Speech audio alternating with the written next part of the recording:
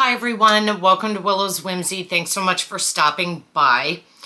I wanted to post a video. This is part of my VisionList series. I'm just gonna kick back in. A vision list is a list of goals for a year, and I don't have one for this year. I didn't know when I was gonna start my videos again, but I'm at the point in my life where I need to be accountable, so I will work on that, and then I'll have a link down below in the description. It won't be there for this video, but it will be shortly. It's a list of goals for the year. For the sake of these videos not getting too long, I break it down. And so for the vision list, we talk about finances and we talk about my business. So, I did bring my phone in.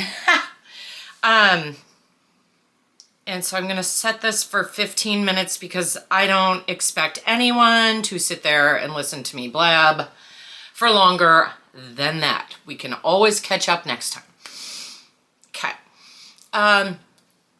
I felt it was really important to post this, the financial piece, because I just posted the long update number 2, and I talked about where we're at financially, which is basically like I have $337 in the bank, and $300 of that goes towards my loan payment on Monday. And what about rent? So rent is covered.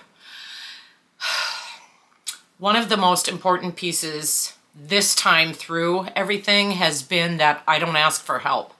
It's not anybody else's responsibility to fix my bullshit. And I was prepared to live in my car. I was prepared to go through the eviction process. I was prepared for all of that. Someone reached out, and this particular person also, she's borrowing me the money. I have to pay it back. But she also reached out to some other people who chipped in, and I'll tell you what, my kid, who when I'm working, she earns less, but she's been busting her ass, and she contributed to the fact that we're going to be able to stay for another month. And I'm really grateful. Of course, I'm grateful to everyone involved in this, but I'll tell you what, I'm proud. She's standing up. She's standing up. And, if we get evicted, that affects her too. It affects her credit. Then she has a unlawful detainer. I think they call it a UD. She has that on her record too. She's not a minor anymore. So, there's a lot of things that go into this. It's not just about me this time. I don't want. So my credit has gone down because I mentioned I've been living on credit cards, but it's not horrible, and I've been keeping up on payments. I would like to keep doing that. And so that kind of in a nutshell tells you where things are at financially. I'm not just looking for jobs I know I'm qualified for that pay what I need. I'm looking for anything. And so I'm on Indeed, which, by the way, Indeed, I'm going to be honest, I have put in probably in the last 4 months over 60 applications. I haven't gotten a single interview, not one. I've had some send an email with extra questions. I had someone send me a link to do an assessment, never heard back from them. So I have to ask myself, right, is this even worth it? One of the things that I've kind of learned to do with Indeed, and it's really unfortunate because Indeed makes it super easy to apply, but I've been going to these websites and seeing if these companies have their own career website and applying directly there as opposed to Indeed, because I'm just nothing. And I redid my resume and had it professionally looked at by someone who has been in HR forever. And yeah, so I don't understand why it's so hard. It is what it is. So right now, like I said, I can make my loan payment for Monday. I did get a 2-week contracting job. It's way the fuck out in Corcoran, Minnesota. I'm grateful. I gotta focus on. I'm gonna get a paycheck. The rest of it, the drive, all of that, like, I have to remember that hopefully this stuff won't be forever. And that I want to talk about a couple things super quick to tell you what got me here. So, impulsive spending. I mentioned I got some money from Mom, and I honestly look back and it's like, what did I spend that on? I know that I helped a lot of people because that's something I've never been able to do. And there weren't a ton of people asking me, but I did give people money because so many have helped me. It was very important to me to pay that forward. But I was losing weight and didn't have clothes that fit and was still going through the whole looking for a job shit on and off, depending on what my drama was that week. And so I'm buying clothes now. I was buying from Shein, and that's a Chinese company. I don't know what's going to happen with the tariffs. Here's one of the, well, I'll do a video on the whole tariff thing, not political, okay, just from my point of view, because it is going to affect me with Willow's Whimsy. I found out. I went down the rabbit hole. It's going to be really, this is going to affect small business owners big time. And I'm just trying to be like positive, and we'll get through it. We'll get through it. So, okay. I got this money and I don't know what the hell I spent it on. Just, you guys, so impulsive. If I think it, I do it. And it used to be like that with drugs and alcohol. And I mentioned it's been 2 years, so that hasn't been an issue. But how, when I look back, it's always in retrospect. And I have been thinking proactively for a while since all the shit kind of hit the fan financially. But a couple things. I mentioned the apartment, and we just had to have something nice. And how we don't have any room. And we are paying up the yin-yang for this thing.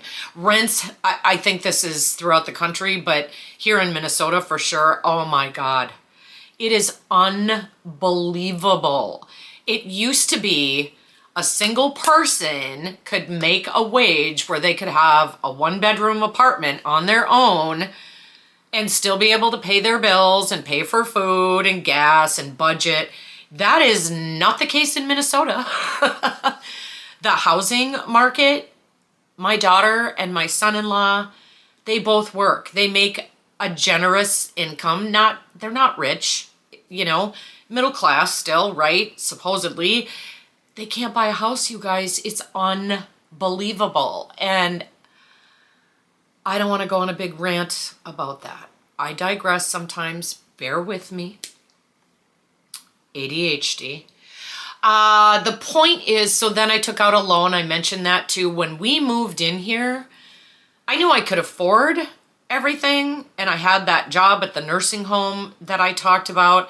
And I'm going to make this a 2-parter because it's going to go over 15 minutes. The point of this video is we're okay for the immediate, right now moment. But to keep updating you. So the first part I want to talk about clearly is the finances and my spending. So since I've been here, and then especially since I quit that job, and I quit, like I said, I should wait to get fired so I can pull unemployment. And that's something I will keep in mind going forward. Anyway, the impulsive spending, like I said, has gone from 80%, 85% likelihood that I will act on impulse to 5%. Part of what helped is the therapy that I got for the mental health disorder that I mentioned. And we'll go into that in Nisi's Journey to Better Health.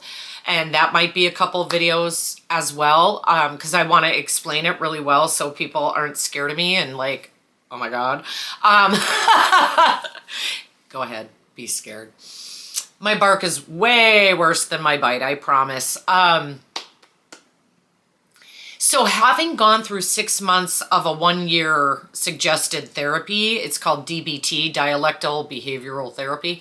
I went through 6 months and it was enough to start changing things and getting me to learn about my reactions, about taking deep breaths, about thinking things through, about looking at reality versus the lies I tell myself. I can go into denial so easy. Unfortunately, I started applying that after the fact because I took out this loan thinking, oh, we're going to have this beautiful apartment, and for the first time in my life, fuck having hand-me-downs. I want a brand new couch. I want brand new this. I want it to look so nice. And I think I mentioned this is so minuscule and so small that all my supplies, we're talking about 20 huge bins, are in the living room anyway for Willow's Whimsy. And I'm just like, you guys, so there's that. There's all these things. I walk out of that job at the nursing home without a second thought because they were pissing me off. Then, let's see. Yeah, then I had that sale I told you about, Willow's Whimsy, over Christmas. Someone offered to help me, and then I got a contracting job. And someone in between all that helped me again. When I was on the contracting job, no one helped me. No one had to because I'm staying within budget, even though it's so tight because of my debt. And that contracting position went excellent. I stepped outside the box, you guys. I didn't say I can't do this. I never said that. I kept a positive attitude.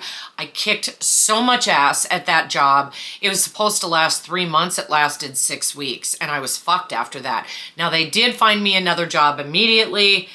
Here's where I want to talk about me just very quickly. We got 4 minutes. I told you guys that they lied. They did. It was a sales position. I've never wanted to do that shit in my life. And this was compounded by the fact that after a week in, I made it pretty obvious I don't want to do this, you know? And so the owner came in and this guy grilled me like, why are you here? What, blah, blah, blah. I think I mentioned that in the previous video. And, you know, I did say, I'd like to know what you're willing to pay me if you hire me, because they wanted to hire me like yesterday. And I want to know what that'll look like. I want to know what your benefits package looks like. And he was unwilling to tell me any of that. You know, I might have stayed. I might have pushed through the whole sales thing if he would have been forthcoming. But he also put me on the spot. And he was like, are you going to stay or aren't you? And it might sound like excuse making, but I am an ethical person, you guys. In spite of being a drug addict and an alcoholic and having, you know, I wasn't the one stealing, and, well, there's some of that in my history, but not the way it sounds.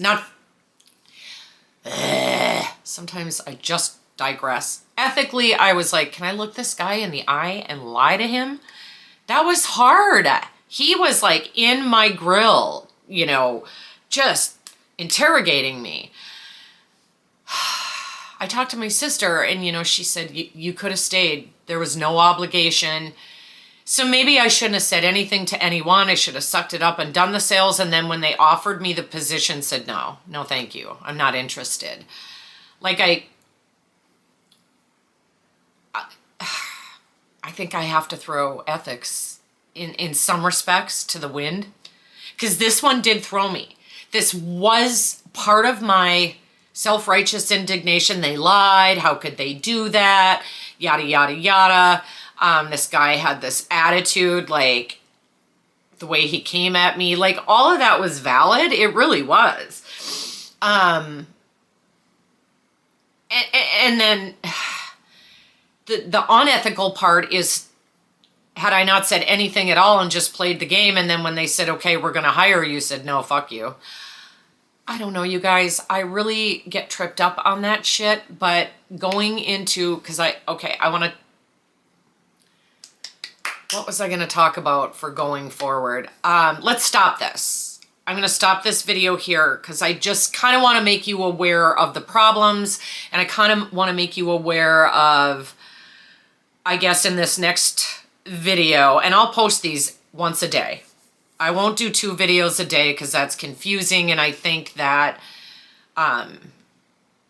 I think a steady flow is best, if that makes sense. So, all right, so I'm gonna say goodbye, and then I'll come back and do a second video for Sunday, because this will be published tomorrow, which is Saturday. Thanks you guys so much for tuning in. I wanna ask you if you'd give this video a thumbs up, if you would subscribe to my channel, go ahead and comment. Like, those are all things that really, honestly, in the long run may help me. And I'm so appreciative of it. I hope you have a great day, you guys. And I'll see you tomorrow with the second part of the Vision List update. Thank you. Bye.